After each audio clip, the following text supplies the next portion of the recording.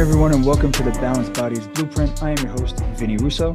And I am your co-host, Dr. Erin Stansfield. And we're shifting gears from all the conventional fitness narrative you hear on most fitness podcasts, as our main emphasis lies in preventative healthcare, adopting a holistic approach to nutrition, and challenging the traditional views on various fitness topics.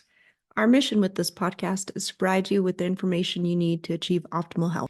And on today's podcast, I'm going to be discussing why there is no such thing as being able to diet down intuitively. Now, the reason why I'm bringing this to your attention is because I just happened to be on a potential client call, and her main goal was to be able to diet down intuitively on her own when she was done with her program with me.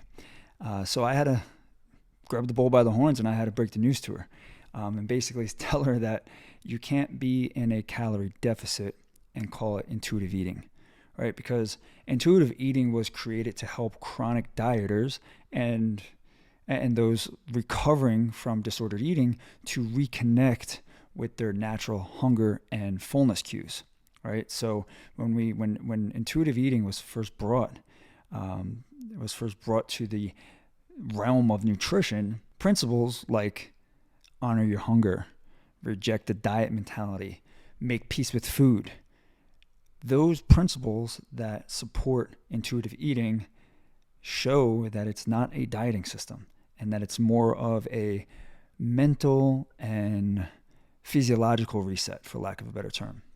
So if you are trying to change your body composition, whether that's losing body fat or building muscle, you need to do that with intention, because you would need to intentionally manipulate your energy balance in order to receive said goal, right? So if you're trying to lose body fat, you're literally overriding your body's natural hunger cues. And this fundamentally goes against the principles of intuitive eating. So when you enter a calorie deficit, your body's hormones are going to shift, right? So leptin, which signals fullness, is actually going to go down. It's going to drop. And ghrelin, which drives hunger, is going to rise. So what happens is you actually become more food focused.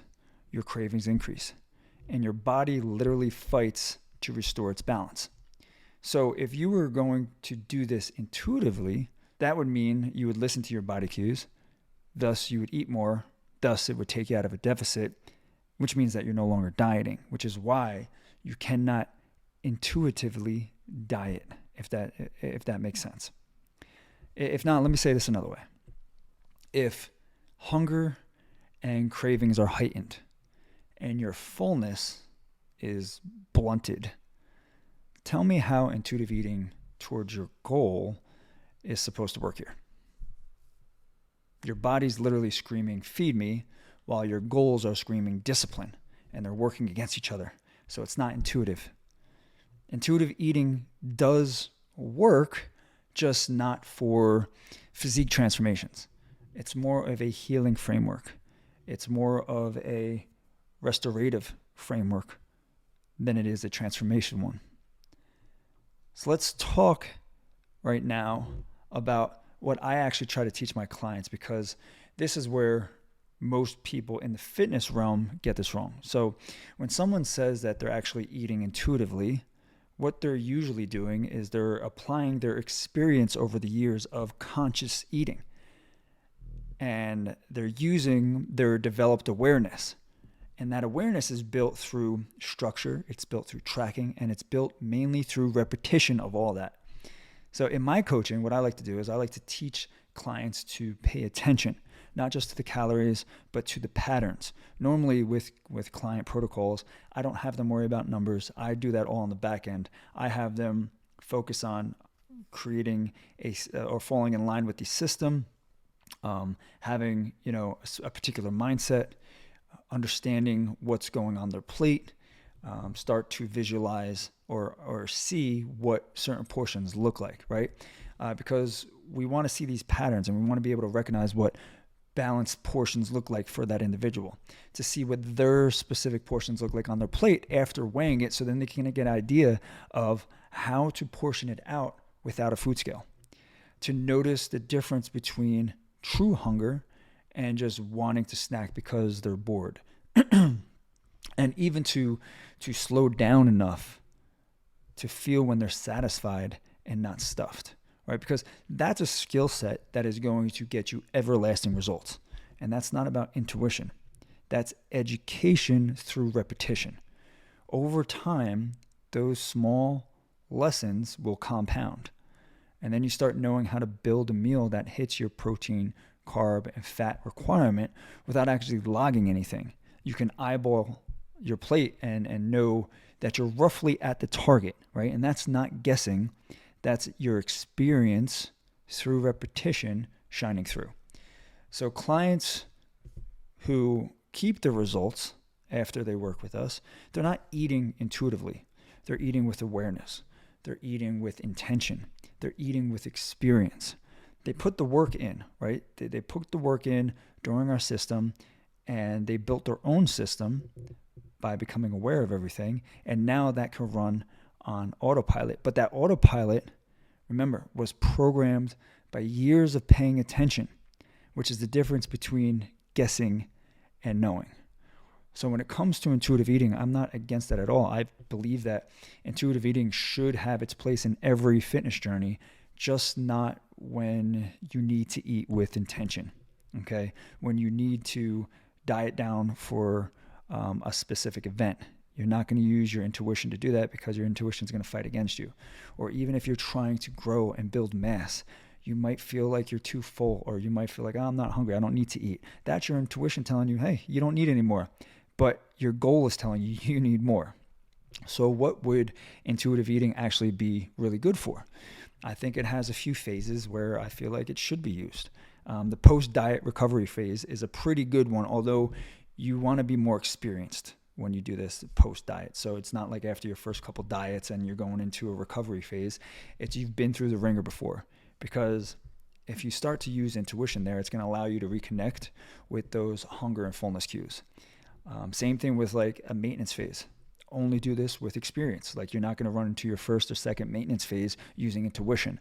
You have to be experienced dieter. You have to have worked with coaches that taught you this, right? Or you've got to be able to do it yourself over many, many years of dieting with intention or growing with intention.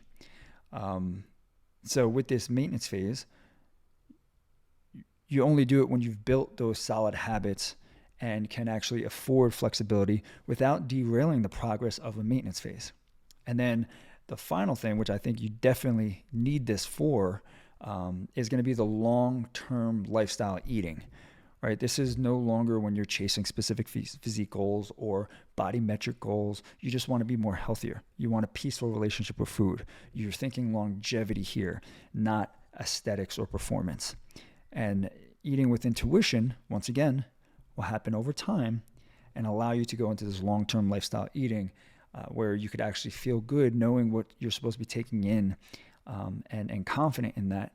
And when you actually start tracking metrics, if you wanted to check up on how your intuitive eating is going, you're probably going to be right around where you started, right? It's going to be more of like a long-term maintenance lifestyle. But the key is you just never start with intuition. You have to earn the right to eat intuitively through years of building awareness. So it's like a hierarchy, right? You have tracked eating, which is where you're learning the data. You have informed eating, which is where you're applying the experience. And then that will lead to intuitive eating, where you're actually trusting your signals. So if you're in a calorie deficit, tracking progress, managing macros, aiming to change your body composition, you are not intuitively eating, nor can you use intuitive eating to get there. And that's not a bad thing. Remember, you track to learn. You learn to build awareness, and then you use that awareness to eventually not need tracking. So that was the main message I wanted to get across, and I just felt it was front of mind and very important because it is something that does go around in the fitness world where actually my friend Brandon DeCruz, he has a great podcast, he has some great guests on there. He's very deep into the research, but he made a post about this a while ago where he talked about how prevalent it is now in the fitness industry. And I was like, you know what, that That's true. I hear it a lot, and I especially hear it with clients as that them wanting to have that as a goal. And it is a good goal to have if you're looking for that long-term lifestyle eating, or you're looking for that longer maintenance. It's not going to be a goal for you to diet down on. So I wanted to lead this conversation with that. And now I want to go into a few things about this podcast, about me, and sort of what's been going on. So there's been a lot of stuff that's been going on with business, with building a home, with the baby, having some hiccups there. And all good hiccups though, like nothing too crazy, nothing dramatic. But life has been, it's been it's been very busy. So we are planning to start coming more frequently with the podcast episodes. Worst case scenario, I'll be doing these short ones to make sure that we stay front and center, front of mind for those of you who do listen to us and try to get as much information as possible. But when me and Dr. Erin are on the podcast together, it's going to be a deep dive into very specific topics.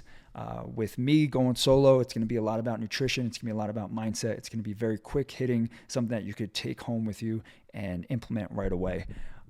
So that's what's been going on with the podcast, and that's why we've been delayed on actually releasing it. It's not that it was like we forgot. It's just, it's been crazy busy. We really can't get a good amount of time together to actually do it. And when we do get the time together, it's like we don't want to work because we've been so busy. We just sort of want to relax. So that's the main reason. With me and my recovery process, everything's been going well. I finally started training again. Starting to push the weights now that the bicep is over 7 months post bicep tendon surgery. My ankle surgery, I had it, it's almost been 5 weeks now. I got 1 more week before I actually start physical therapy on that. So I haven't been able to do leg workouts. I've been focusing a little bit on upper body, been going 3 to 4 times a week. It's not my 5 time a week normal schedule, but I'm easing everything into this, keeping the diet on point where I am. I'm at a very lean stage right now in my life. You could see it in my face if you're watching this video, but keeping myself in good conditioning, just waiting to be able to start pushing the weights around, adding a little bit more calories to help facilitate the growth back again, because I have lost some muscle not being able to train like I used to train, for the last almost 8 months now. So, but everything's a lesson to be learned, and this could be a blessing in disguise where I could ignite some more growth here when I start with that intensity again. But everything else is good. So my dog Moose, he's fully healed, I would say, from his surgeries. He still babies his back leg, for those of you who have followed my journey with him and what happened to him. And he still babies that back leg, but when he plays, he doesn't even think about it. And my baby girl is a little over 7 months now, and she is the light of my life. Every morning when she wakes up and smiles at me, it just reminds me how grateful I am to have her in my life and teaching me every single day. I am someone who is used to structure and used to organization and having a set schedule, and it got thrown out the window with her. And she's evolving me as a human in more ways than I can say, especially with the emotional aspect, as I tend to be not one to portray a lot of emotions, although I have them, and I have a ton of empathy and sympathy for people, and I could actually read people very well because I could feel vibes, and I am a very emotional person in that way. I just don't show it. It's the way I've been taught. It's the way I was brought up. But she's bringing out a side of me that needed to come out. Yeah, I'd say that it needed to be there, and I'm so grateful for her. So yeah, that was just a quick update. So with that being said, we will talk to you all later. So on behalf of Balanced Bodies, we just want to say thank you for joining us on this episode of the Balanced Bodies Blueprint. We are committed to bringing valuable content. And if you enjoyed today's episode, we'd greatly appreciate it if you can take a moment and like it and leave a 5-star review. On Apple, just go to the show, scroll down to the bottom and rate it there. If you're on Spotify, go to the show's page, click the 3 dots, and you can rate it there as well.